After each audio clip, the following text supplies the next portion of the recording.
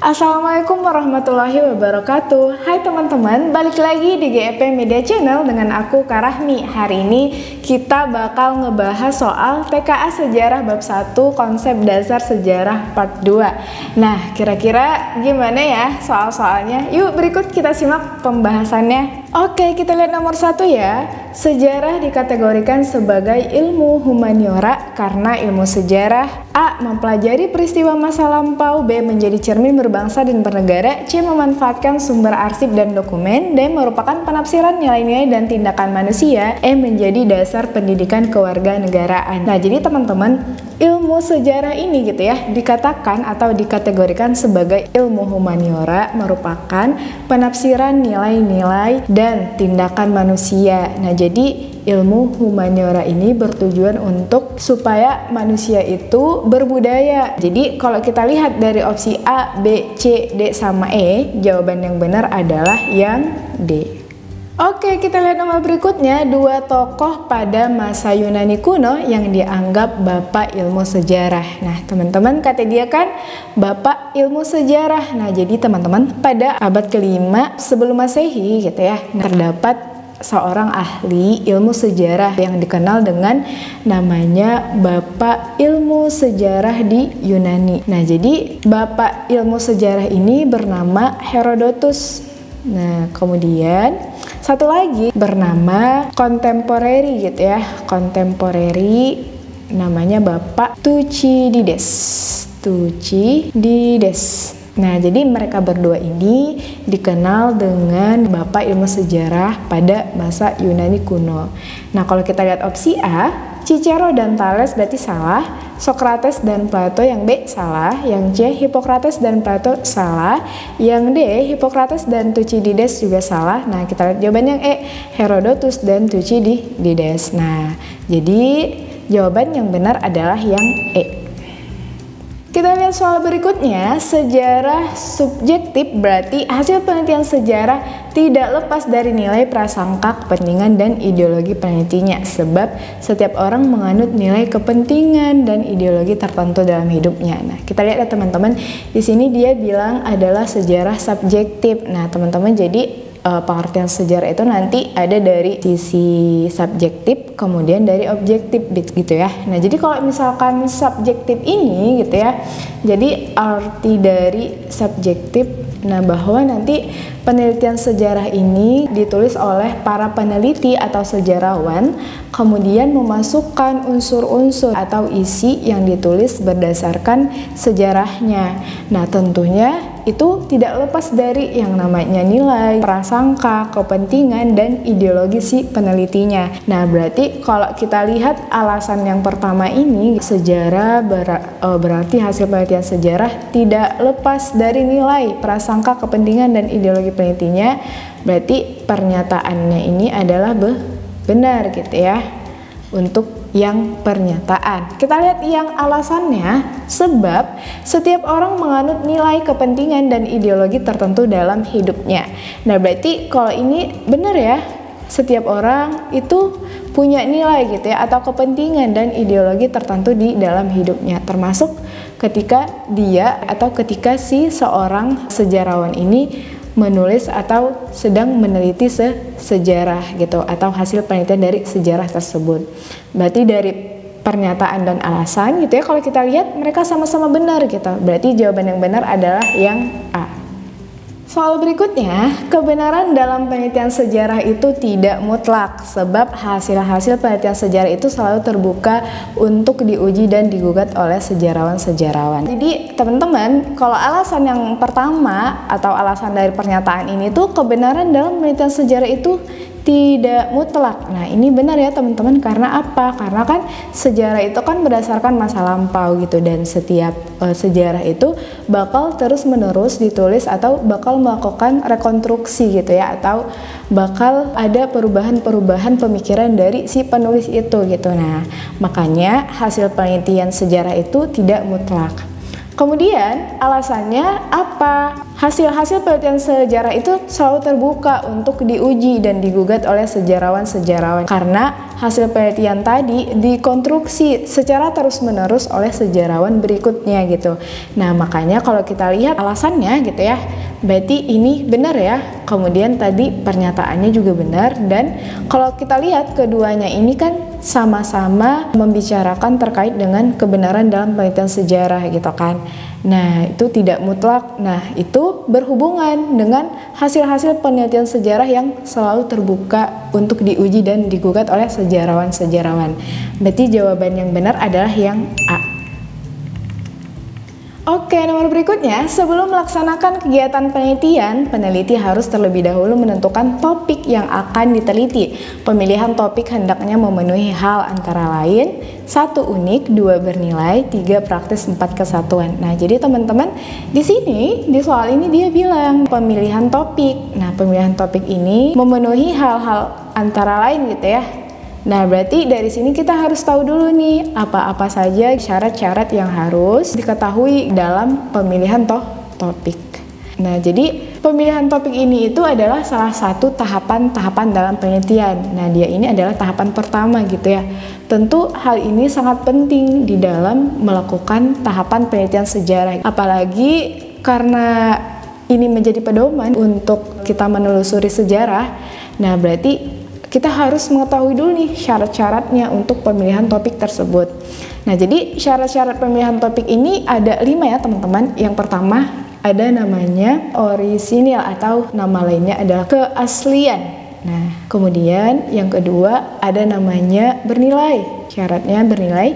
Yang ketiga ada praktis. Yang keempat unik. Yang kelima nanti ada namanya kesatuan. Nah, jadi teman-teman, kalau untuk syarat yang pertama dia kan orisinal atau keaslian. Jadi si sejarawan memilih topik sejarah itu harus memuat atau upaya sesuatu yang baru untuk melihat sejarah yang udah ada, adanya kebaruan gitu. Kemudian yang kedua dia bernilai gitu ya. Jadi kalau misalkan dalam topik penelitian sejarawan gitu ya, jadi harus dilihat atau harus ada di dalamnya kepentingan atau kebutuhan untuk perkembangan ilmu pengetahuan gitu ya. Nah, kemudian yang praktis, nah jadi topik sejarawan ini harus sesuai dengan apa dasar-dasar yang dimiliki oleh si sejarawan. Kemudian yang keempat ada unik. Nah, jadi kalau unik ini topik sejarawan yang diambil oleh sejarawan ini nanti harus unik gitu, biar apa? Biar si masyarakat ini tertarik untuk mengetahui gitu ya ilmu dari sejarah. Kemudian yang terakhir ini adalah kesatuan. Nah, kalau misalkan kesatuan ini, jadi topik sejarawan ini harus nanti dia itu memiliki satu kesatuan dengan peristiwa-peristiwa yang udah berlalu gitu. Nah, kalau kita lihat dari sini, yang pertama katanya unik gitu kan. Berarti unik ini termasuk ya, berarti dia benar. Kemudian yang kedua, dia bilang bernilai. Nah, bernilai ini tadi memiliki kebermanfaatan, terutama untuk pengetahuan gitu ya, perkembangan pengetahuan ilmu. Kemudian yang ketiga adalah praktis, berarti dia benar ya, sesuai dengan kemampuan si sejarawan. Kemudian yang terakhir adalah kesatuan. Nah, kesatuan itu berarti dia sesuai nih, atau sistematis, atau sesuai dengan ide gitu ya, atau terkait peristiwa sejarah sebelumnya. Nah, berarti kalau kita lihat opsi 1, 2, 3, dan 4, berarti jawabannya kan benar semua nih. 1, 2, 3, dan 4. Dan 4 ini kan benar. Jadi kalau kita memilih opsi jawaban untuk pilihan 1, 2, 3, 4, kalau semuanya benar, jadi jawabannya itu adalah E. Soal berikutnya, menurut Kunto Wijoyo, tahapan dalam penelitian sejarah adalah, nah kita lihat ya teman-teman, jadi di sini dia bilang tahapan penelitian sejarah. Teman-teman harus ingat lagi, jadi tahapan penelitian sejarah itu nanti ada 5. Yang pertama ada namanya pemilihan topik gitu ya. Kemudian setelah pemilihan topik, yang kedua tahapannya adalah heuristik. Kemudian yang ketiga ada verifikasi. Yang keempat ada interpretasi. Yang kelima nanti ada namanya historiografi. Nah, jadi pemilihan topik, heuristik, Nah, kita lihat ya, dari sini, dari tahapan-tahapan ini, kita lihat di sini pemilihan topik, berarti dia sesuai ya sama tahapan penelitian sejarah. Kemudian yang kedua heuristik. Nah, heuristik ini sama juga dengan pengumpulan data-data sejarah gitu ya. Nah, yang ketiga verifikasi. Nah, berarti verifikasi ini adalah kritik sumber terhadap sumber-sumber sejarah. Nah, yang keempat di sini dia bilang kredibilitas. Nah, kredibilitas kan nggak ada nih dalam tahapan-tahapan dalam penelitian sejarah. Berarti jawabannya salah yang 4. Berarti untuk menjawab soal tipe ini gitu ya, kalau pilihannya 1, 2, 3 benar, jadi jawaban yang benar itu adalah yang A. Oke, kita lihat soal berikutnya. Salah satu cara mencari dan mengumpulkan sumber sejarah. Nah, berarti kita lihat opsi A melakukan kritik terhadap dokumen. Nah, berarti kalau kritik itu bukanlah tahapan mengumpulkan sejarah. Karena tahapan mengumpulkan sejarah itu, sumber sejarah itu dinamakan apa? Berarti dia ini dinamakan yang namanya heuristik gitu ya. Nah, berarti Kak, kalau melakukan kritik berarti bukan heuristik, tapi namanya verifikasi. Nah, kemudian kita lihat melakukan sintesis terhadap sumber sejarah. Karena tadi kita mencari dan mengumpulkan sumber sejarah, berarti kita bakal ada namanya melakukan sintesis terhadap sumber sejarah. Berarti jawaban yang benar adalah yang B. Kemudian menyeleksi sumber sejarah yang benar dan salah, ini salah ya. Kemudian meneliti surat kabar yang sesuai dengan sejarah juga salah. Yang E tidak ada, jawaban yang tepat salah. Berarti jawaban yang benar adalah yang B. Nah, kita lihat soal berikutnya. Alasan stupa Borobudur diakui sebagai warisan dunia adalah. Nah, berarti teman-teman dia bilang alasan stupa Borobudur. Seperti yang kita ketahui itu, Candi Borobudur merupakan warisan situs dunia. Jadi teman-teman, kalau misalkan ada situs yang dinyatakan sebagai warisan dunia itu ada beberapa kayak persyaratannya gitu. Yang pertama apa? Yang pertama dia ini merupakan mahakarya gitu ya. Mahakarya kreativitas. Jadi mahakarya kreativitas ini nanti akan berpengaruh gitu ya, signifikan terhadap yang namanya kebudayaan. Kemudian yang kedua nanti bakal ada namanya artistik gitu ya, atau arsitektur, kemudian teknologi, kemudian tradisi yang sangat berpengaruh nanti terhadap peradaban manusia. Hal inilah yang membuat situs itu nanti dikategorikan sebagai warisan dunia. Nah, kita lihat ya, kalau alasan stupa Borobudur diakui sebagai warisan dunia adalah yang A, struktur bangunannya yang berasal dari batu andesit. Nah, salah ya. Kemudian yang B, letak bangunan berada di tempat yang tinggi, salah juga. Yang C, struktur bangunannya bertingkat-tingkat, salah juga. Yang D, posisi stupa ada pada setiap relung bangunan, salah. Nah, kita lihat yang E ya, adanya perpaduan pengaruh asing atau Buddha dengan budaya asli. Nah, ini kita dapetin dari apa? Dari tradisi gitu ya. Nah, berarti jawaban yang benar itu adalah yang E. Oke, kita lihat lagi ya nomor berikutnya. Sastrawan Indonesia angkatan 45 yang mendapat julukan si binatang jalang adalah. Nah, jadi teman-teman pada masa kemerdekaan 45 itu gitu ya, ada beberapa kelompok sastrawan gitu ya, dan mereka itu dinamai dengan angkatan 45, sastrawan angkatan 45.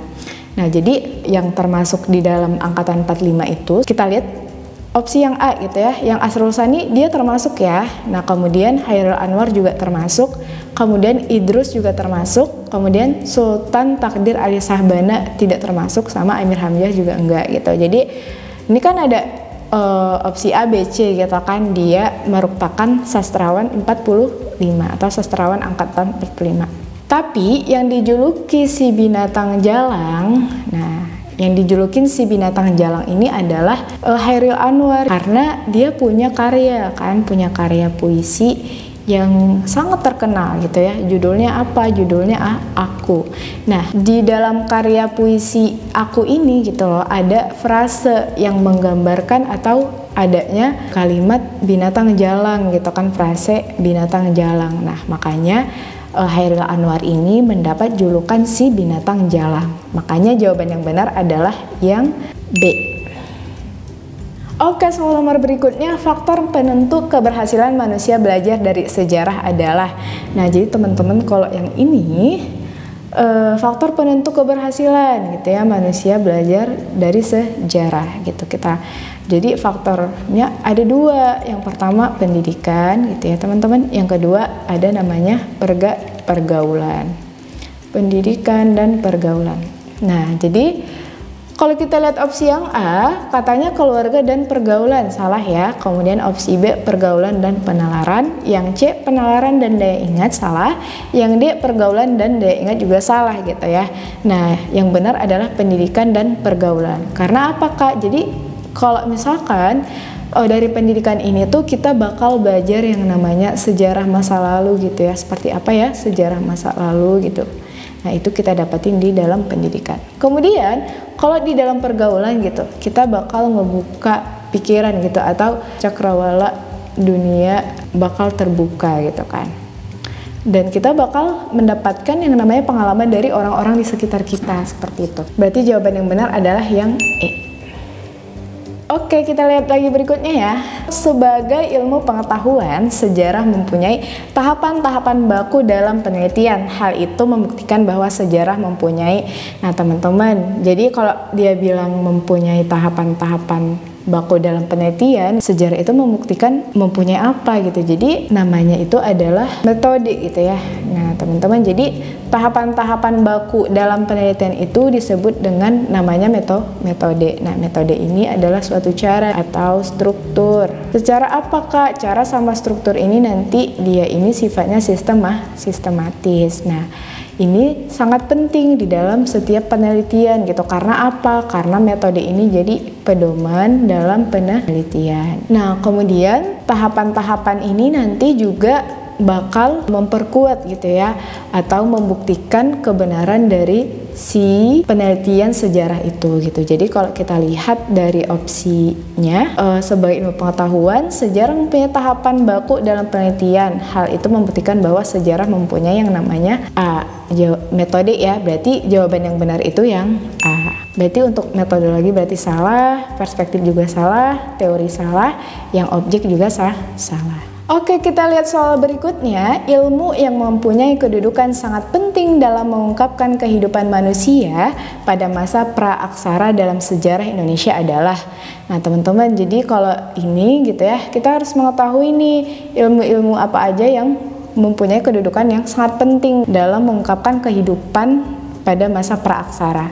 Nah, kalau kita lihat berdasarkan ilmu bentuk sejarah, ada namanya ilmu arkeologi, yang kedua ada namanya geografi, kemudian ada lagi yang namanya linguistik gitu ya. Nah, jadi teman-teman, kalau kita lihat dari sini, yang mempunyai kedudukan yang sangat penting ini adalah, kalau kita lihat dari pengertian dari ilmu arkeologi sendiri gitu ya, ilmu arkeologi ini adalah ilmu yang mempelajari kebudayaan, ilmu yang mempelajari kebudayaan masa lalu gitu ya, kebudayaan masa lalu melalui kajian bendawi. Kajian ini bisa berupa dokumentasi, kemudian bisa juga data berupa artefak, kemudian bisa juga nanti fitur gitu ya. Yang kedua adalah geografi, kemudian linguistik. Nah, kalau misalkan kita lihat yang mempunyai kedudukan penting gitu ya, karena sejarah ini ngebahas tentang masa lalu, jadi sangat erat kaitannya dengan ilmu arkeologi. Karena apa? Karena dia ini ilmu yang mempelajari kebudayaan masa lalu gitu, melalui kajian yang terdapat bendawi yang zaman dahulu, kayak dokumentasi, kemudian ada fitur, kemudian artefak seperti itu. Jadi jawaban yang benar ini adalah, kalau yang A kita lihat geografi kurang tepat ya, yang B antropologi salah, yang C sosiologi salah, yang D arkeologi berarti benar. Yang E jawabannya salah. Oke, untuk soal ini jawaban yang benar adalah yang D. Oke, soal berikutnya, pendidikan di Indonesia pasca kemerdekaan 1945 bersifat egaliter, yang disimbolkan dengan pemakaian seragam yang sama dibandingkan dengan masa Hindia Belanda yang bersifat diskriminatif. Dalam konsep waktu sejarah, bidang pendidikan ini menunjukkan adanya. Nah, jadi teman-teman, kalau kita lihat dari sini, berarti kan pendidikan di Indonesia katanya pasca kemerdekaan bersifat egaliter gitu kan. Jadi sebelumnya itu bukan egaliter, hanya kaum-kaum bangsawan aja nih yang bisa melakukan sekolah gitu. Nah, tapi pasca kemerdekaan dia bersifat egaliter. yang disimbolkan dengan pemakaian seragam yang sama dibandingkan dengan masa Hindia yang bersifat diskriminatif. Nah, berarti kan kalau dari diskriminatif ke egaliter, kalau kita lihat konsep waktu sejarahnya di bidang pendidikan itu menunjukkan adanya berarti dari diskriminatif ke egaliter, berarti dia mengalami yang namanya perubahan gitu ya. Mengalami yang namanya perubahan. Berarti jawaban yang benar adalah yang D. Kebijakan penyerahan wajib upeti dari rakyat kepada pejabat sudah diterapkan pada masa pemerintahan tradisional hingga POC. Dalam ilmu sejarah, fenomena tersebut mencerminkan adanya. Nah, berarti kita lihat teman-teman, kebijakan penyerahan wajib upeti dari rakyat kepada pejabat. Nah, berarti ini itu adalah mencerminkan adanya proses yang namanya keberlanjutan ya teman-teman. Jadi jawabannya itu yang C. Karena apa Kak? Karena si rakyat itu memberikan penyerahan wajib atau upeti kepada pejabat gitu, dan itu tuh udah ada pada masa pemerintahan tradisional hingga POC. Jadi ilmu sejarah itu mencerminkan adanya proses keberlanjutan gitu ya. Jadi tradisi itu tetap dilanjutkan. Berarti jawabannya yang C ya. Oke, kita lihat nomor terakhir, konteks ruang terjadinya genosida pada tahun 1621 terhadap ribuan rakyat pribumi oleh POC yang dipimpin oleh JP Kon di Pulau. Nah, ini jawabannya di Pulau Banda ya teman-teman, atau di Aceh gitu.